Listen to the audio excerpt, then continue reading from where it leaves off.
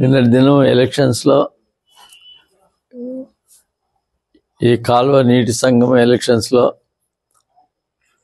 ఇబ్రహీం అనే సిఐ గారు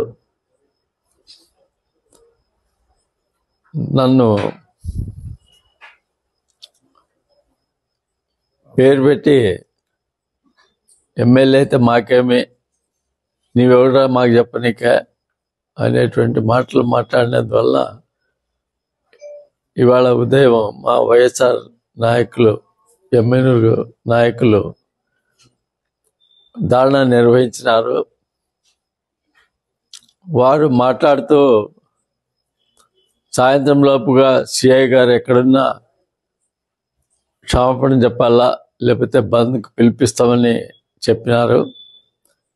దాని ప్రకారంగా ఏమీ స్పందన లేనందువల్ల మేము ఎమ్మెల్యే పట్టణము బంద్కు పిలిపించినాము. తర్వాత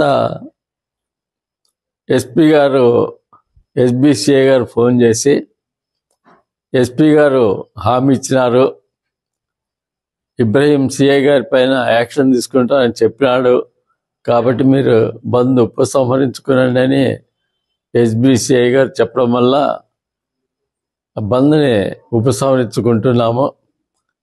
రేపు ఉదయం 11 గంటలకి ఎస్పీ గారు హామీ ఇచ్చినారు, పోయి ఎస్పీ గారితో కలిసి ఆయన పైన యాక్షన్ తీసుకోవాలని కోరుతాం.